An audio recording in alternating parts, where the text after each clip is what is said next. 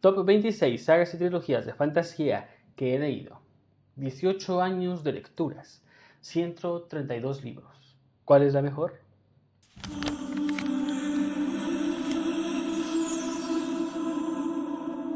Hola, ¿qué tal, lectores y lectoras del mundo? ¿Cómo están? Mi nombre es Eliu y esto es Crónicas de Libros Editoriales. A lo largo de mis 18 años como lector de fantasía, nunca me había detenido a contar cuántas sagas y trilogías había leído. Hasta ahora, queriendo hacer mi propio ranking personal, descubrí que son 26 sagas y trilogías en total. Puede que para algunos no sea un número tan grande, para algunos era poco, para algunos era mucho, pero para mí fue un ejercicio fascinante. Redescubrir mis gustos, revisitar mundos que amé y otros que preferiría olvidar. Antes de comenzar, un par de aclaraciones. No todas las sagas están completas, algunas no las terminé, ya sea por falta de interés o disponibilidad, y otras siguen inconclusas, ya sea por culpa del propio autor o incluso de editoriales que dejaron de traducirlas aquí al español. Por eso he dividido este video en dos partes. Primero vamos a hablar de las 16 sagas y trilogías que sí terminé. Y en una segunda parte abordaremos aquellas 10 sagas que quedaron inconclusas por una u otra razón. Así que sin más preámbulos, vamos con el top.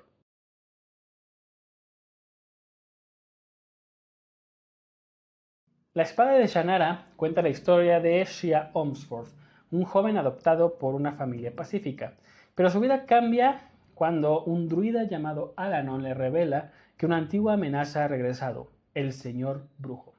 Shia podría ser el elegido capaz de empuñar la única arma que puede derrotarlo. Leí la primera trilogía cuando Oz Editorial la republicó ahí en 2015, que coincidía con el lanzamiento de MTV de la serie que se basa en el segundo libro. Debo admitirlo, me gustó más la serie. Una suerte que adaptaran el segundo libro, porque el primero es una copia tan descarada del Señor de los Anillos, que no sé cómo tuvo la paciencia para terminarlo. Aunque mejora un poco la historia con los libros 2 y 3, tampoco es que para mí la cosa se vuelva revolucionaria. Cada libro es prácticamente independiente, ocurre en diferentes épocas y te cuenta siempre lo que pasó en el libro anterior. Por si se te olvidó, te lo saltas. La verdad no tengo ganas de releer jamás estos libros, salvo que algún día sufra de amnesia severa.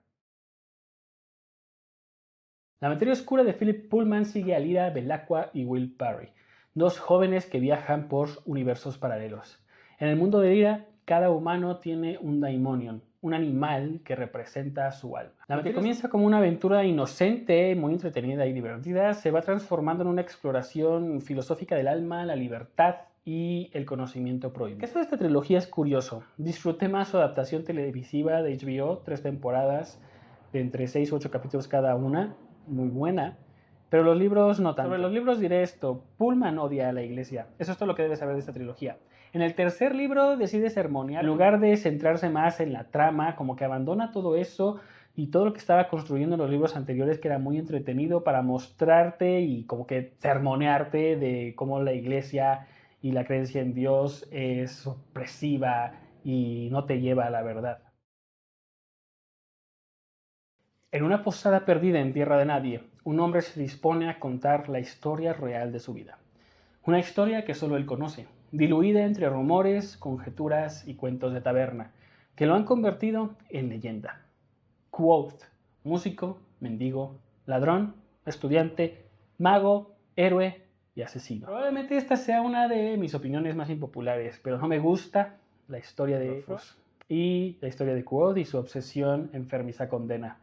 Bueno, de verdad es que hay más detrás de la historia, pero hasta que Rothfuss no publique el tercer libro, si es que una vez lo hace, para mí esta historia siempre me ha parecido más un tipo mucho ruido y pocas nueces. El protagonista, amante de todas las mujeres, genio en todo lo que hace, sin fallas ni errores reales, me pareció un Gary Stu de manual. Su historia me recordó sospechosamente a otras obras como Terra Mar de Ursula K. Le Guin, El Batídico de Robin Hobb. De hecho, el romance es similar, pero Hobb lo trabaja mejor. Y sí, también Harry Potter. Su historia me... Ahora sí, es bonito como escribe Rothfuss. La prosa es bellísima, pero la historia... Al cabo de unos 5 años, un grupo de amigos se reúne en El Último Hogar, una vieja taberna, mientras vientos de guerra asolan el mundo en el que viven. Un arma mágica de increíble poder caerá en sus manos y los va a obligar a emprender una larga aventura que decidirá el destino de Krynn, su mundo. Hay muchas sagas que cuando se leen en la adolescencia o como puerta de entrada a la fantasía se quedan en el corazón.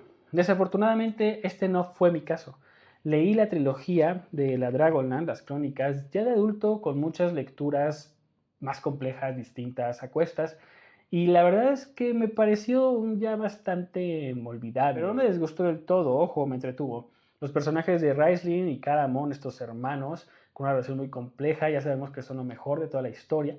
Pero más allá de eso, pues la verdad, ojalá lo hubiese leído más joven. Sé que tiene muchísimos fans y que leer todo el universo Dragonlance es quizá una tarea titánica, sino imposible. Hay más de 100 novelas ambientadas en este mundo. Pero bueno, con esta trilogía introductoria, desafortunadamente creo que llegué tarde. Drizzt Do'Urden es el protagonista de esta trilogía, escrita por R.A. Salvatore y ambientada en el mundo de los reinos olvidados, también juego de rol. Nacido en la ciudad subterránea de Menzoberranzan, donde gobiernan las casas matriarcales y la reina araña, Drizzt escapa de esta sociedad cruel y comienza un viaje hacia la superficie en busca de un mundo donde la bondad y la justicia aún puedan tener cabida. Al igual que la Dragonlance, esta saga tiene ese aire a vieja escuela de rol de dados, pero me gustó mucho más que la Dragonlance. Tal vez porque Drizzt es un personaje muy bien trabajado en sus orígenes, más oscuro, claramente inspirado en Elric de Melniboné, también es un lobo blanco. Tal vez porque la sociedad Drow, su sistema matriarcal retorcido y violento, es fascinante. El primer libro, La Morada, es el mejor de todos, creo yo. Los otros dos pierden un poco de fuerza, se notan más como campañas roleras, pero aún así, para pasar unas tardes de lectura nostálgica, llena de acción, espadas y oscuridad, están muy bien. En Las mentiras de Locke Lamora, Scott Lynch nos introduce a Camor, una ciudad que parece salida de una versión mafiosa y fantástica de la Venecia renacentista.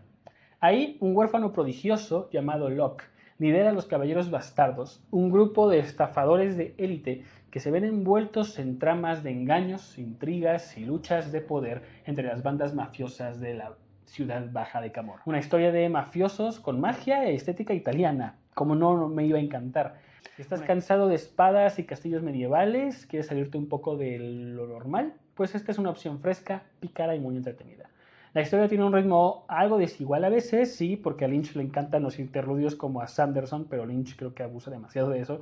Pero el primer libro, la verdad es que es buenísimo. El segundo baja un poco el nivel, Mares de Sangre bajo cielos rojos, pero me divertí mucho. Ahora, la incluyo aquí dentro del listado de completa en lo que a mí respecta, porque aunque la saga tiene creo 7 libros ya publicados en inglés, al español Alianza Editorial solo publicó 2 y ya no siguió. Pero cada libro se sostiene por sí solo, así que bueno, ojalá algún día podamos leer los demás libros. El Mar Quebrado es una trilogía compuesta por Medio Rey, Medio Mundo y Media Guerra de Joe Abercrombie. El primer libro nos narra la historia de Jarvi, un príncipe manco que no desea gobernar, pero que tras una traición se ve obligado a sobrevivir y forjar su camino en un mundo brutal, lleno de traiciones, guerra y ambigüedad moral. Una de esas historias grimdark, pero más ligera que La Primera Ley, la obra principal de Abercrombie, y quizá por eso me gusta más. Yo me devoré estos 3 libros. Abercrombie logra aquí un equilibrio entre oscuridad y agilidad narrativa. Hay sarcasmo, sangre, traiciones, mucha acción, pero también momentos de crecimiento personal. Para mí son muy potentes.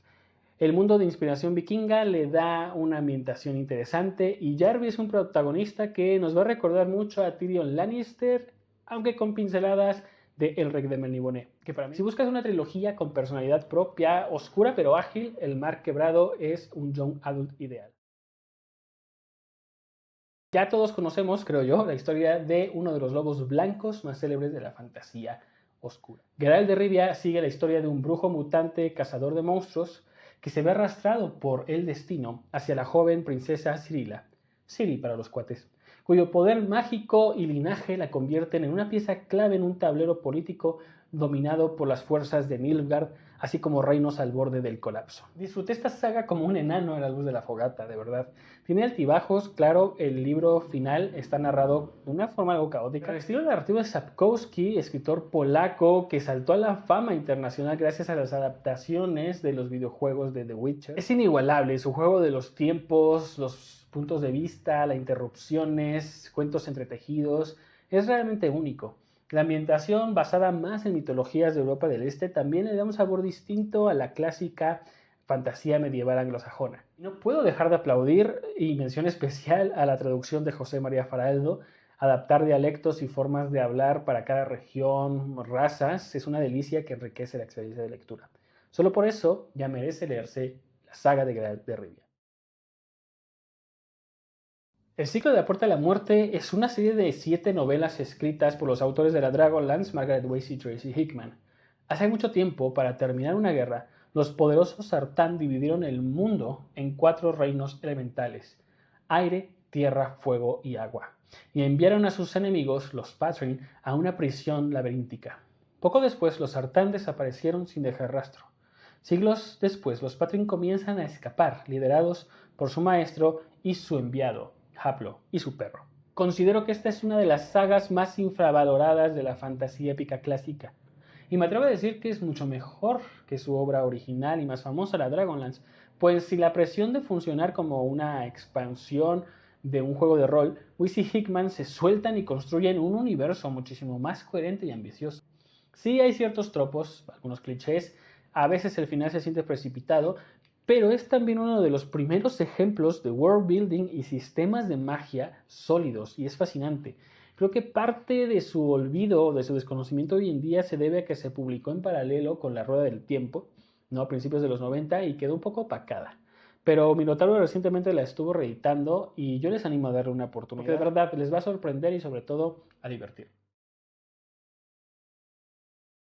Robin Hood, no me cansaría de recomendarles a Robin Hood. La saga del Batídico se compone de 16 libros divididos en varias trilogías, de las cuales solo al español nos han traducido 3 trilogías, 9 libros en total. La trilogía del Batídico o del Asesino sigue Las Leyes del Mar y El Profeta Blanco. La historia de Traspié Hidalgo, bastardo real de los 6 ducados, se extiende a lo largo de estas historias. Hay intrigas palaciegas, magia hereditaria, una amistad profunda con un misterioso bufón que forman el corazón de estas novelas. Robin Hood para mí es un verdadero tesoro del género. He leído los 9 libros traducidos al español. Todos para mí son muy recomendables. Es una autora de acción trepidante. Su estilo es pausado, introspectivo, tipo Lewin, pero con una construcción emocional mucho más profunda. Leerla es sumergirse en la mente de sus personajes, vivir con ellos el dolor, el amor, la pérdida, el crecimiento. Las Leyes del Mar es mi trilogía favorita de ella. Una historia marítima, coral, intensa. La trama de Kenneth, uno de los personajes más complejos y traumáticos que he leído, me dejó emocionalmente impactado. Pero si te gusta George Martin o Steven Erikson, que son contemporáneos a Hobbes, tienes que darle una oportunidad. Robin Hood está a la altura de ellos, pero tiene una mirada muchísimo más compasiva, intimista, pero sin dejar de ser brutal cuando lo necesita. Si no lo has leído, no sé a qué estás esperando. En el mundo del archipiélago de Terramar, la magia está ligada al conocimiento de los nombres verdaderos de las cosas. Seguimos la vida de Ged, un joven mago que debe enfrentar las consecuencias de sus actos y aprender a convivir con su propia sombra. Lewin no necesita guerras ni profecías para ser majestuosa. Su magia es espiritual, íntima, filosófica. Terramar no es solo una saga de fantasía, es una novela de maduración, de aprendizaje, de reconciliación. Que crecer desde un niño impulsivo a un sabio anciano es un viaje emocional inolvidable. Sus fracasos, sus logros, sus decisiones, todo tiene un peso. El clímax del primer libro es uno de los momentos más poderosos de fantasía. No leer a Lewin, sinceramente, es perderse una de las voces más importantes que nos ha dado el género. La extrañamos. Ambientada en el continente de Ostenard, Añoranzas y Pesares comienza con la trágica muerte del Rey Supremo, Juan el Presbítero, un evento que desata intrigas, guerras y una amenaza ancestral. Un joven aprendiz de cocinero llamado Simón, apodado Cabeza Hueca, se ve arrastrado a una historia que lo cambiará para siempre. Esta saga es uno de esos clásicos de clásicos. Fue la primera obra de fantasía épica que leí después de Tolkien. Para muchos es la Dragonlance o la Rueda del Tiempo con las que comenzaron, pero para mí fue Añoranzas y Pesares. Conseguirla fue una odisea. En México durante mi adolescencia los tomos 2, 3 y 4 eran prácticamente imposibles de encontrar, me tomó 8 años completarla, pero valió la pena. La historia de Simón Cabeza Hueca me marcó profundamente. Es épica, melancólica, llena de reflexión, y sí, George Martin ha dicho que esta saga fue una gran inspiración para él, y se nota en muchos de los elementos que la componen. Aún no leo la secuela que escribió hace poco Williams, The Last King of Ostenard, otra tetralogía, Pero espero que la traduzcan pronto porque si no tendré que lanzarme a leerla en inglés. Así de grande es el cariño que le tengo.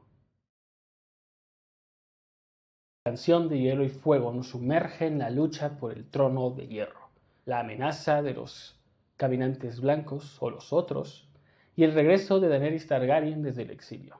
Un mundo político brutal, lleno de morales grises, donde la magia y las profecías vuelven lentamente con el largo invierno. Hablando de sagas inconclusas, llega el maestro de ellas, George Martin, que aún no termina su obra magna. Pero como he leído todo lo publicado referente a este mundo, la incluyo en esta parte del top. Como a muchos, la serie me fascinó hasta que dejó de hacerlo. Ese final, ya saben, esa temporada, un desastre. Pero los libros, qué maravilla. Los leí en la prepa y fueron un descubrimiento increíble. Tormenta de Espadas, el tercero, uno de los mejores libros de fantasía que he leído jamás. Martin teje una prosa ágil y adictiva, con personajes complejos, impredecibles y una trama imposible de soltar. Yo sé que para muchos La Boda Roja quizá es su momento literario más traumático. Yo no sabía si arrojar el libro a la pared, si llorar, si aplaudir, porque toda la construcción para llegar a ese clímax, ese momento tan despiadado, tan descarnado, tan trágico, pero tan coherente, no lo sé, creo que he visto pocas cosas iguales en el género. Harry Potter, la historia sobre el niño que sobrevivió y su enfrentamiento con Lord Voldemort, un mago oscuro que busca la inmortalidad y el dominio del mundo mágico. Junto con sus amigos Ron y Hermione, Harry asiste al colegio Hogwarts de magia y hechicería, donde no solo aprende magia, sino que descubre su lugar en una profecía mucho más grande de lo que jamás se imaginó. ¿Qué sería de muchos de nosotros sin Harry Potter? Su influencia en nuestra vida es innegable. Sino que se lo preguntan a mis padres que me aguantaron viendo una y otra vez los DVDs de las películas cuando era niño. Pero llegué a los libros algo tarde, en la secundaria, como ya conté en este de acá. Empecé con El Misterio del Príncipe, lo cual fue una experiencia curiosa.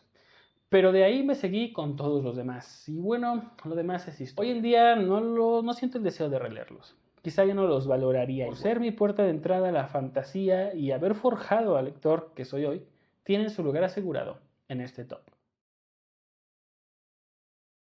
El Cosmere es el ambicioso universo compartido creado por Brandon Sanderson, donde distintas novelas, sagas, trilogías de diferentes planetas están entrelazadas por una historia común, personajes recurrentes y un trasfondo mágico y teológico incluso que se va revelando poco a poco. Aquí también hago un poquillo de trampa. No he leído las novelas secretas, pero como no forman parte directa de las sagas principales, al menos hasta donde sé, decidí dejarlas fuera de este conteo. Mi puerta de entrada fue Elantris, su primera novela publicada, y aunque muchos, incluido el mismo autor, la consideran su obra más floja, para mí fue un auténtico masazo. No se podían hacer esas cosas en la fantasía.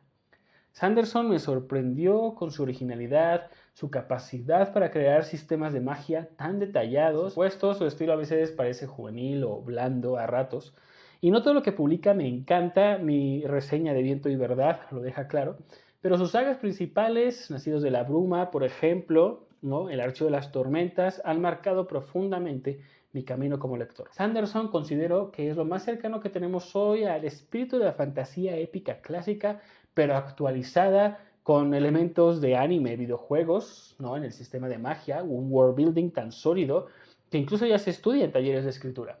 Por eso, a pesar de los altibajos, es mi autor vivo favorito del momento. El Legendarium es el nombre que recibe el conjunto de obras que forman la mitología y cosmología de Arda, el universo ficticio creado por Tolkien. Incluye desde El Hobbit, El Señor de los Anillos y El Silmarillion, y otros textos que expanden su mundo con lenguas, canciones, genealogías y batallas épicas. ¿Cómo no colocar a Tolkien en el primer lugar?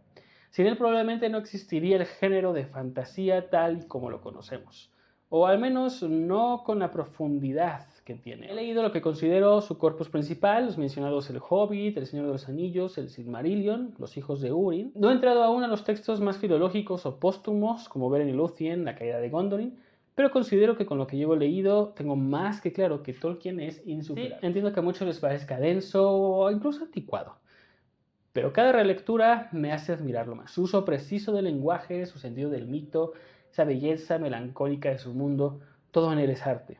Y claro, sin las películas que me marcaron muchísimo, probablemente no sería el lector que soy hoy. Así que sí, sin duda Tolkien es y será siempre mi número uno.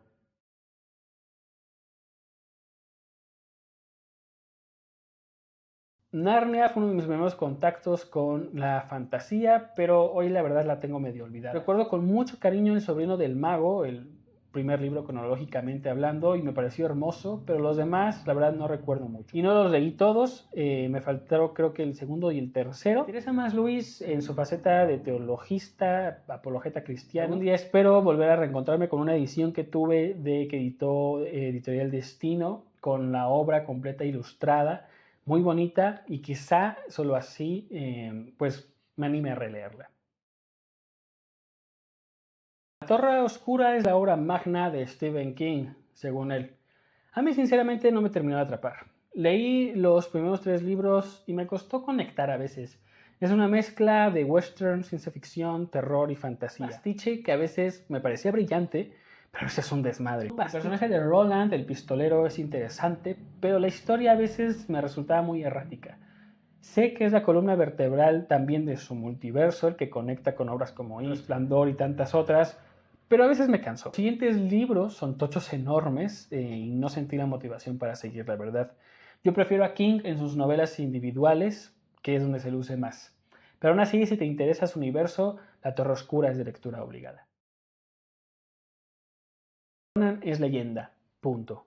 El bárbaro por excelencia, el que definió lo que conoceremos después como espada y brujería. Howard escribía en los años 30 con una energía salvaje, como si cada relato fuese una llamarada. Sus historias son ágiles, brutales, llenas de acción y sensualidad.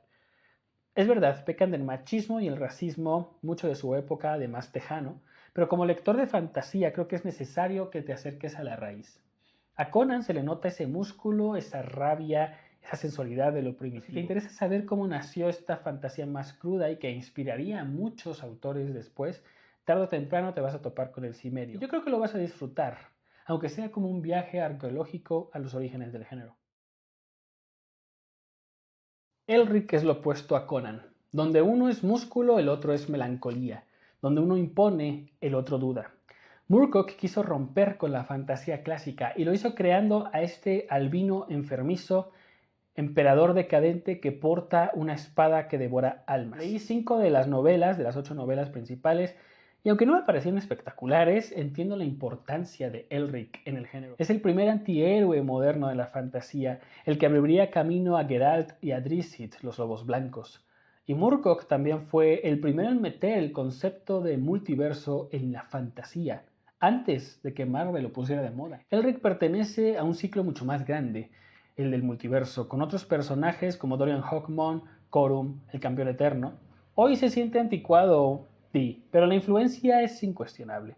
Vale la pena leerlo aunque sea para conocer este lado más oscuro, triste y reflexivo del género. La primera ley es una saga que muchos aman y entiendo por qué.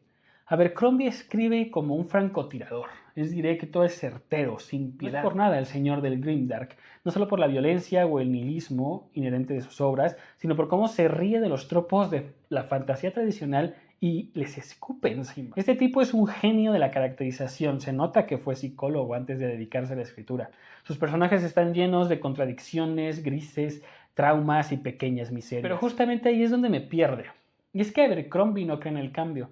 Sus personajes pueden pasar por 1000 cosas, pero al final siguen igual de rotos e igual de jodidos. Para él no existe la redención y eso me frustra de la primera ley. No disfruté la trilogía principal, al menos no al principio, pero ocupa este lugar en el top por una única novela, Los Héroes. Una batalla de 3 días contadas con un ritmo bestial. De hecho no es fantasía, es una novela bélica disfrazada de fantasía y una de las mejores que he leído. Solo por eso Abercrombie se gana este sitio. No sé si seguiré a leerme La Mejor Venganza o me parece que falta Tierras Rojas y la siguiente trilogía de la Era de la Locura, pero lo que hizo Abercrombie con Los Héroes, la verdad es que era de aplaudir. Si Erickson creó Malas, también fue en parte gracias a la inspiración de Glenn Cook, y se nota mucho, la Compañía Negra narra la vida de una unidad mercenaria en un mundo de fantasía oscura, con guerras sin sentidos, magia brutal, desorganizada y mucha crudeza. Cook fue militar y eso se siente. Hay camaradería, cansancio, decisiones difíciles. Parece que tus pies caminan directo en el fango. Estilos directos, secos, sin florituras. A veces cuesta, pero se siente auténtico. Leí 6 de los 10 libros principales. Los demás los tengo pendientes ya que no conseguí las ediciones físicas de la Factoría de Ideas cuando la editorial cerró, pero están disponibles en Kindle Unlimited gratis. Es una saga distinta, influyente y poderosa. Y aunque no la terminé, cada libro me dejó algo. Y me encantaría volver a esa honestidad y ese cinismo que la verdad es que lo hacen un clásico del género. Una joyita escondida. Inspirada en la mitología galesa, esta saga juvenil de 5 libros narra el crecimiento de Taran, un aprendiz de porquerizo que termina enfrentándose al oscuro señor Araun. Esta es una historia de iniciación, sí, pero tiene una sensibilidad muy única, mucho encanto. El segundo libro, El Caldero Mágico, es el que fue adaptado por Disney en una película que prefirieron olvidar, pero que hoy en día es de culto y que a mí me encanta. Por desgracia, en español es casi ya incontrable. Las pocas ediciones están descatalogadas y son carísimas de segunda mano. Solo leí los primeros 3 libros, pero la verdad me encantaría poder terminarla. Si se cruzan con ellos, no lo duden, es un tesoro. Leer a Pratchett es una delicia y te vas a reír como loco. Leí los primeros 6 libros de la inmensa colección. Mundo Disco es un mundo plano, sostenido por elefantes, 4 elefantes sobre una tortuga cósmica, Gran Atuin. Sí, así de loco como suena. Aquí hay de todo, brujas, magos, guardias urbanos, hasta la misma muerte, pero en plan caricatura. Pero lo que realmente destaca es el humor, la crítica social y la inteligencia, el bagaje cultural con que Pratchett escribe. Pero mis 2 libros favoritos de los 6, Mort y Brujerías. Dicen que las mejores llegan más adelante, como Guardias u Hombres de Armas, así que me emociona lo que aún tengo por descubrir. Esta es una de las sagas más originales, ingeniosas y divertidas que vamos a leer jamás. Ideal para desintoxicarse de tanta épica. Hay 5 libros de esta mastodóntica saga de 14, y aunque creo que se disfruta también más en la juventud, como la Dragonlance o Los Reinos Olvidados, la experiencia fue muy grata. El primero es el más tolkieniano, por así decirlo, pero a partir del segundo Jordan se va desmarcando y va mostrando un mundo riquísimo, con culturas, ideas y sistemas de magia propios. Eso sí, tiene sus flaquezas, pero en esencia esta es una epopeya artúrica. Un elegido, el dragón renacido, destinado a salvar o destruir el mundo. La manera en que Jordan desarrolla esta premisa es lo que la vuelve fascinante, creo. Sanderson sabemos que concluyó la saga tras la muerte de Jordan y eso me da esperanza, porque sí, quiero volver a la rueda del tiempo, pero poco a poco. Me he puesto de este top de las sagas inconclusas y qué difícil es hablar de malas, no porque no tenga nada que decir, sino porque es que tiene demasiado. Esta saga no se puede reducir a una simple sinopsis. No es una historia dividida en varios volúmenes, considero, sino más bien es un mosaico de novelas con tramas que se van entrecruzando, pero ya casi hasta el final. De momento solo he leído 5 de los 10 libros principales. El primero me pareció más flojito, pero el segundo y el tercero, ¡wow! Solo por leer la trama de la cadena de perros o el asedio de Capusta en el tercer libro ya vale la pena todo el esfuerzo. Porque sí, Malaz no es fácil, tiene una curva de aprendizaje brutal, no te explica nada. Tienes que andar a ciegas y confiar en lo que te va contando y te va revelando poco a poco.